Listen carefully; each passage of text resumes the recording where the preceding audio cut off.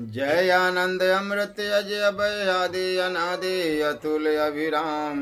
जय अशोक अगहर अखिलेश्वर योगी मुनि मानस विश्राम। जय कलिमल मर्दन करुणामय कौशलपति गुण रूप निधान। जय माधव मधुसूदन मोहन मुरलीधर मृदु हृदय महान। जय गोविंद गोपिका वल्लभ गौपति गौसेवक गोपाल। जय गरुड़ध्वज विष्णु चतुर्भुज श्री लक्ष्मी पति वक्ष विशाल। जय भय भयदायक भव सागर तारक भक्त भक्त श्रीमान। जय मुकुंद मनमत मुरुर रिपु मंजुल बपु मंगल खान। जय पुरुषोत्तम प्रकृति रमन प्रभु पावन पावन परमानंद। जय फनि फन फन नृत्य करन फनि भूषण फनि शैया सुख कंद। जय रघुनाथ रमापति रघुवर राम रानी राघव श्री राम। जय कंसारी कमल दल लोचन केशनी सुदन कृष्ण ललाम। जय राधा राधा माधव रस रस निधि रसा स्वादन संगलन। जय नटवर नागर नंद नंदन नव नव नित्यानंद निमगन। जय शंकर से व्यासुतोष हर महादेव सब मंगल भो। जय संहारक रुद्र भयानक मंगल मुंडमाल धारी तम रूप। जय मृंड गंगाधर गौरी पति गणपति पिता सर्वरिपु काम। जय भुजंग भूषण शशि शेखर नीलकंठ भव शोभाधाम। जय काली लक्ष्मी सरस्वती राधा सीता श्री ईशानी। जय दुर्गा तारा परमेश्वरी विद्या प्रज्ञा परमेशानी। जय आदित्य भुवन भास्कर गिरनी तमहर पातक हरे धृतिमान। जय विघ्नेश विघ्नाशक गणेश सिद्धिदायक भगवान। जय प्रकाशमय अग्निन्द्र नर नारायण पर आत्मा राम। जय सर्वेश सर्वगुण निधि विधि सर्वातीत सर्वमय श्याम। लीला गुण रस तत्व प्रकाशक प्रभु के मंगल नाम अनंत। जयति जय जय जय नित्य न मधुर नित्य निर्गुण गुणवंत।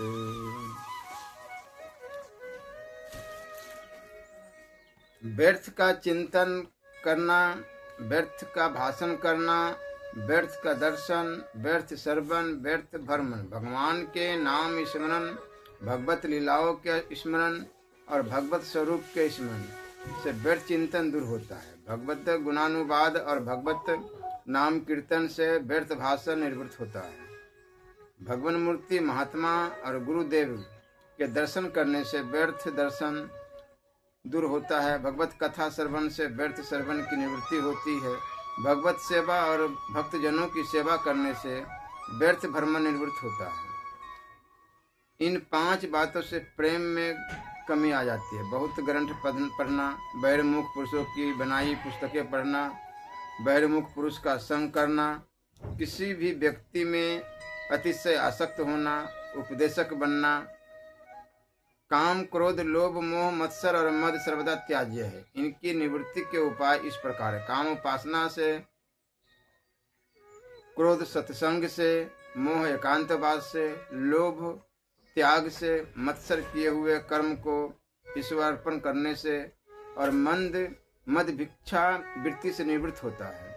जो ब्रह्म त्याग अभिमान पूर्वक किया जाता है वही दंभ कहा जाता है। निर्भिमानी रहकर किया हुआ ब्रह्म त्याग तो साधन रूप है। दंभ बहुत दूर तक चलता है। इसकी गति अच्छे अच्छे महात्माओं को भी नहीं जान पड़ती, अतः इससे बहुत सावधान रहना चाहिए। दूसरे के अवगुणों को देखना, सुनना, कहना या चिंतन करना यही द्वेष का कारण है तथा इसी से क्रोध भी आता है। अतः इसका त्याग करना चाहिए। इसका प्रधान साधन है परिचर्चा का त्याग। हमें दूसरों के गुण और दोष दोनों पर ही दृष्टि नहीं देनी चाहिए। ये दोनों माया है, अतः इन्हें देखना ही दोष है और इनसे उदासीन रहना ही गुण है। श्री गोसाई जी कहते हैं, सुनहु तात माया कृत्य गुण और दोष अनेक। गुण यह उभय न देखाई, देखही सो अविवेक।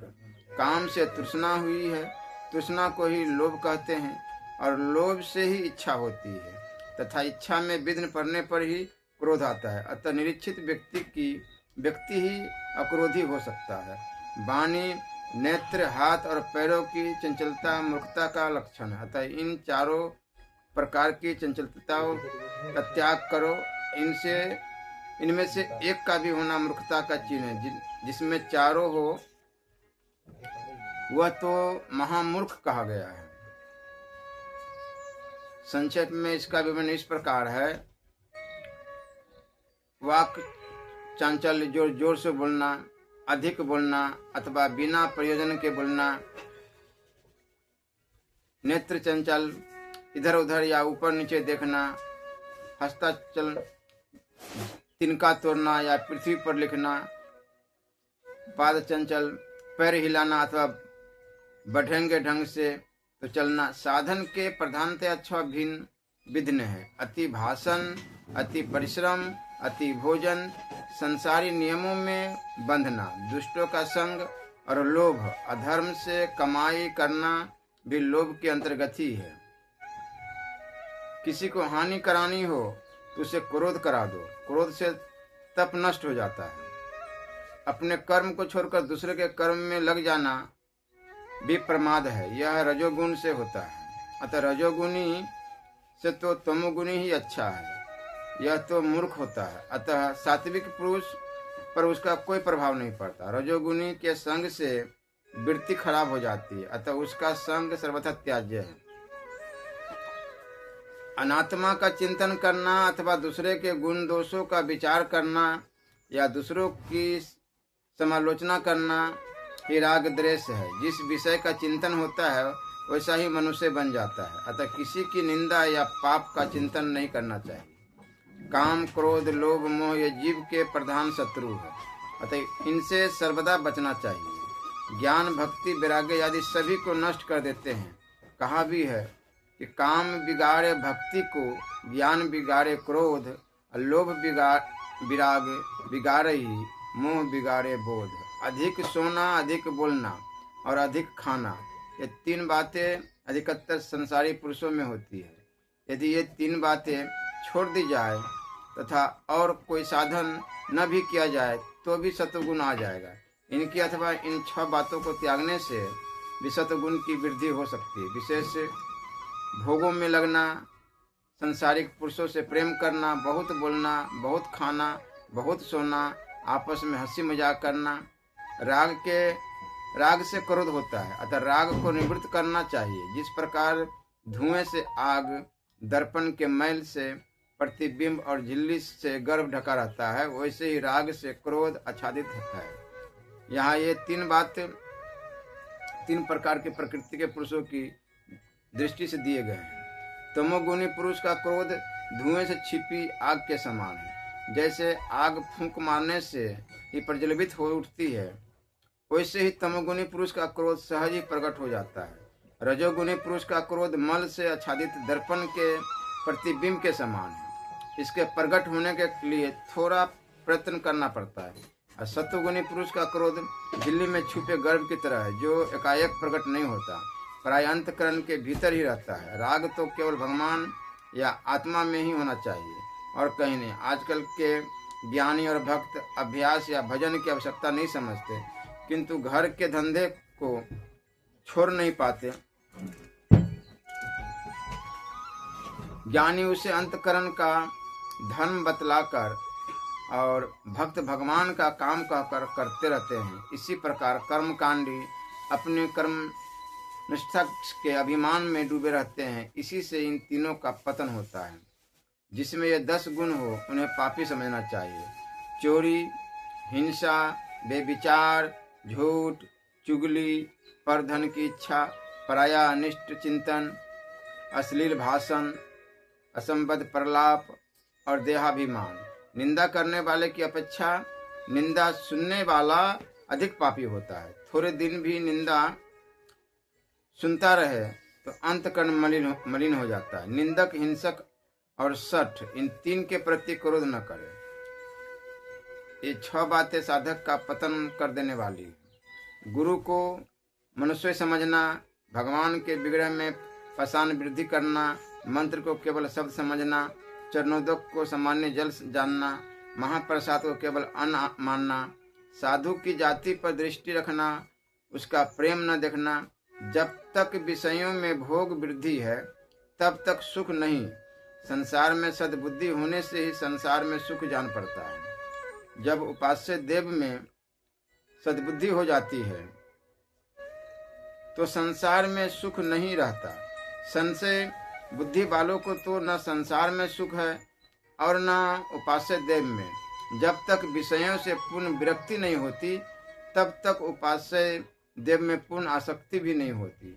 रामायण का आशय है कि पूर्णतया रामाकार वृत्ति हो जाए और भागवत का आशय है कि सर्वथा कृष्णाकार वृत्ति हो जाए। तथापि जो थोड़ा भी साधन में लग गया है उससे संशय आत्मा नहीं कह सकते। संशय आत्मा तो उस उदंड का ही नाम है जिसका कहीं भी विश्वास नहीं है। इच्छा दो प्रकार की होती है, काम्यमान और भुज्यमान। वस्तु सामने आने पर जो भोगने की इच्छा होती है उसे भुज्यमान इच्छा कहते हैं, और वस्तु सामने न होने पर जो सुन कर ही भोगने की इच्छा होती है उसे काम्यमान इच्छा कहते हैं। इन दोनों ही प्रकार की इच्छाओं को त्याग देना चाहिए। यदि मन में कोई इच्छा रखकर भजन किया जाएगा तो इससे इच्छा की ही पुष्टि होगी। इच्छा की निवृत्ति तो इष्टाकार वृत्ति से होने से ही होती है। विष और विषय दोनों ही त्याज्य है। इनमें विष के तो खाने से मृत्यु होती है किंतु विषय के स्मरण से ही पतन हो जाता है। अंतकरण की शीलता काम क्रोध लोभ मोह से दब जाती है और एक आग से उत्पन्न होती है जो पहले शरीर को गर्म करती है फिर वाणी को। यह आग ही क्रोध है। शास्त्र में काम और क्रोध इन दोनों को अग्नि ही कहा है। पापी पुरुष चाहे जप करे अथवा ध्यान भले ही ज्ञानी हो जाए तो भी पतित्व हो जाएगा।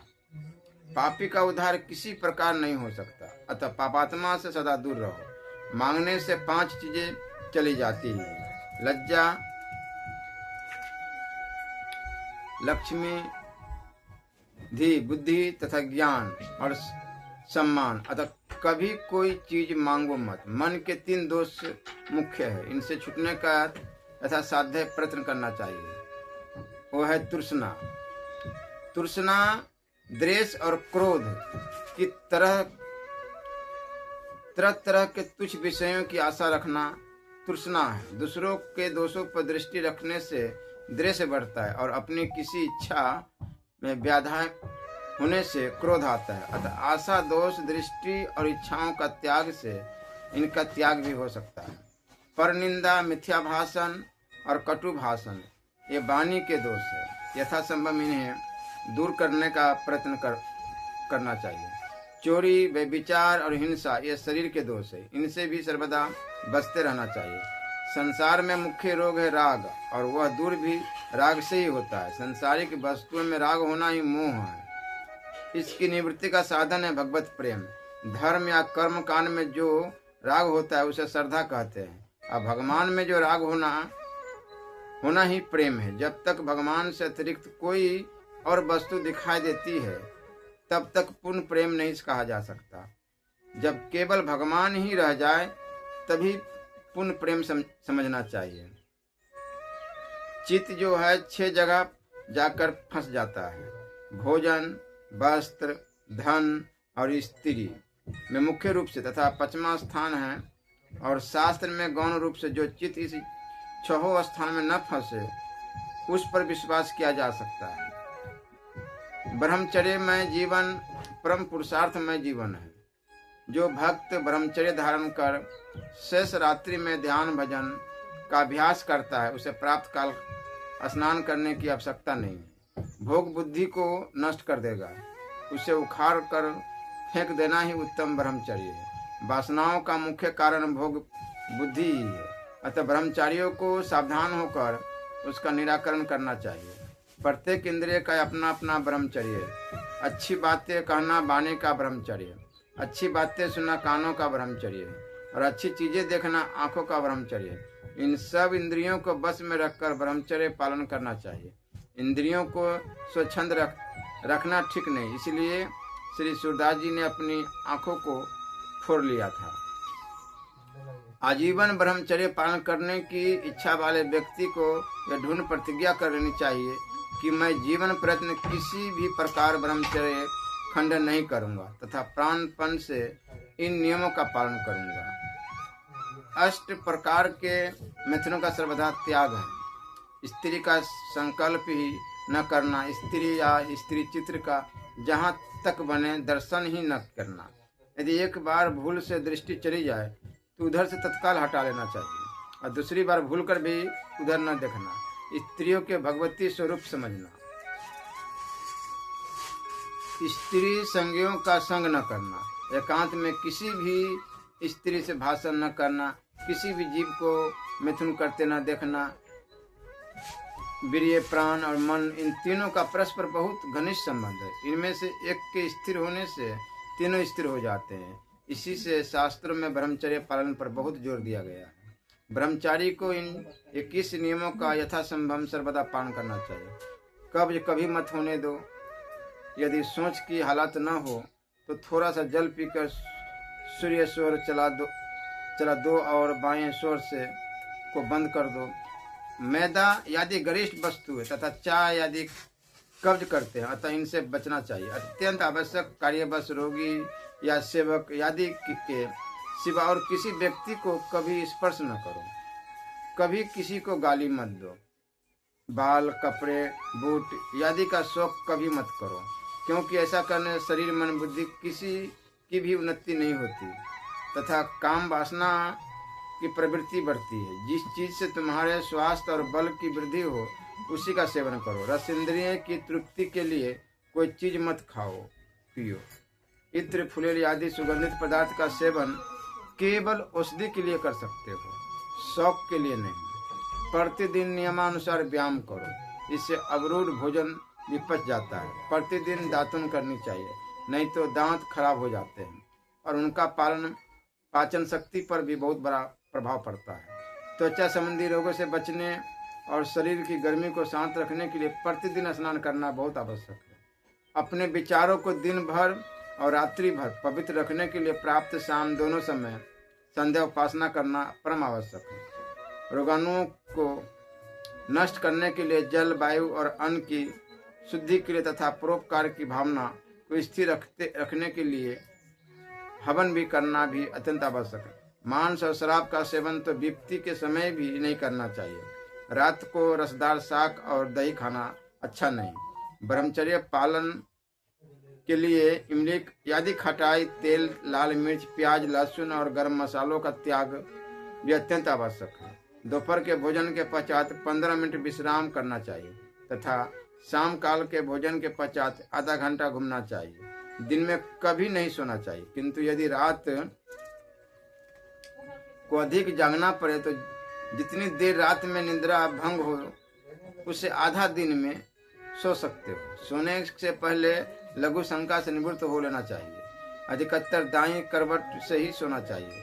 चित होकर कभी न सो। इसके लिए नाभि के नीचे से कपड़ा बांधकर पीठ की ओर उसमें गांठ लगा दो। गांठ कम से कम 3 इंच मोटी होनी चाहिए। यदि रात्रि में निद्रा भंग हो जाए तो जब तक पुनः गाढ़ी निद्रा न आवे तब तक किसी अच्छे कार्य में लग जाओ, किंतु यदि उठने के समय से 1 घंटा पहले खुले तो फिर मत सो। उपन्यास आदि अश्लील पुस्तकें कभी नहीं पढ़ना चाहिए। ताश, चौपर आदि भी कभी नहीं खेलना चाहिए। इनसे कपट करने की बुद्धि बढ़ती है।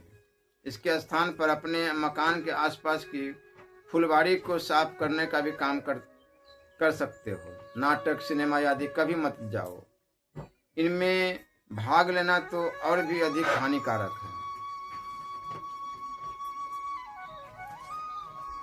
यदि हम नियम पर ढूंढ रहे तो मन हमारा क्या कर सकता है। नियम तो परमात्मा देखता है। हम लोग नियम पर ढूंढ नहीं रहते। इसी से हमारे देश की दुर्दशा हो गई है। संध्या बंधन तक का नियम जाता रहा। भजन करने के लिए नियम की बड़ी आवश्यकता है। क्रोध कैसे दूर हो। कोशिश करना चाहिए